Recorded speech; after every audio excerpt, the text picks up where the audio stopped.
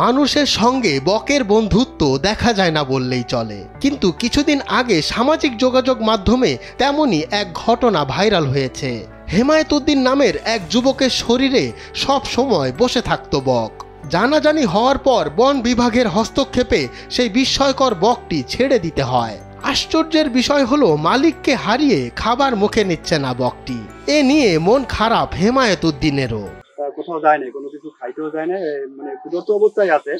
এখন কোথায় যায় কি খাবে জানি না, কি অবস্থায় আছে থাকবে তাও জানি না, এই অবস্থায় আছে। পটুয়াখালীর বাউফলের আলোচিত বকটি অবমুক্ত করেছে বন বিভাগ। তবে মুক্তির পর থেকেই বকটি কিছু না খেয়ে স্থির অবস্থায় বসে থাকে বলে জানিয়েছেন স্থানীয়রা। গত 27 অক্টোবর দুপুরে স্থানীয় বকের বাড়ি এলাকায় বন বিভাগের কর্মকর্তাদের উপস্থিতিতে বকটিকে অবমুক্ত করা হয়।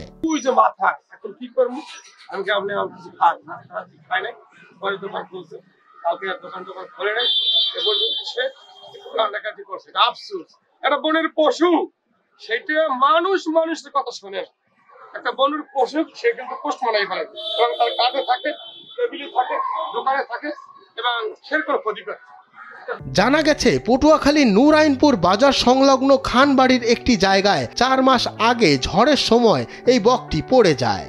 তখন একটি গুইসাপ আক্রমণ করলে স্থানীয় ব্যবসায়ী হেমায়েতুদ্দিন এগিয়ে এসে উদ্ধার করেন। এরপর পরিচর্যা করে নিজের সন্তানের মতো বকটিকে সুস্থ করে তোলেন তিনি। যখন পড়ে যায় আমি দেখি এখানে আছে একটা গুইসাপে, ওটা নিয়ে টানাটানি করতেছে।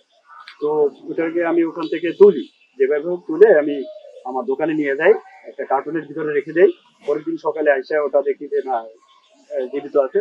তারপর আমি নিজ হাতে 2 দিন আমি ওকে মাছ, ছোট ছোট মাছ খাওয়াই দেওয়ার পরে ওটা দেখি কয়েকদিন পরে ওটা ভালো হয়ে গেছে এবং ও নিজে খেয়ে ও মাছ খাইতে পারে।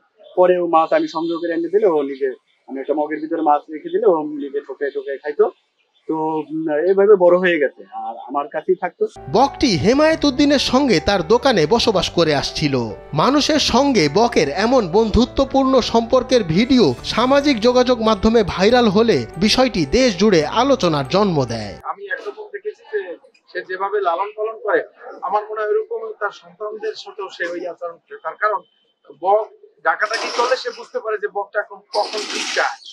ওই বকের ডাক শুনেই সে বুঝতে পারে যে খাবার চায়। খাবার চাওয়ার পরে সে তার বাসা থেকে খাবার নিয়ে আসে। বকটি নির্দিষ্ট স্থানে লালন পালন করা হয়েছে বলে অন্য কোথাও অবমুক্ত করা সম্ভব হয়নি বলছেন বন বিভাগের কর্মকর্তা বদিউজ্জামান খান। স্থানীয়দের সঙ্গে আলোচনা করে বকের বাড়ি নামে পরিচিত গাছটিতে বকটিকে অবমুক্ত করা হয়। আমরা জানতে পারি যে নুরাইনপুরে হেমায়েতুদ্দিনের কাছে একটি বক দীর্ঘদিন ধরে লালিত পালিত হচ্ছে। তার প্রেক্ষিতে আমরা ঘটনাস্থলে যাই এবং বকটিকে উদ্ধার করে ঠিক তার দোকানের পাশেই বকের বাড়ি নামে খ্যাত, সেখানে আমরা বকটিকে অবমুক্ত করি।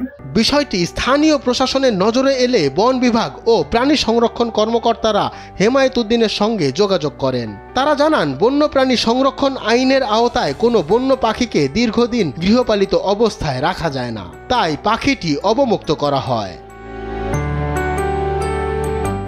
পটুয়াখালী থেকে চিন্ময় কর্মকারের পাঠানো তথ্যচিত্রে ডেস্ক রিপোর্ট মঞ্জুর এ মাওলা।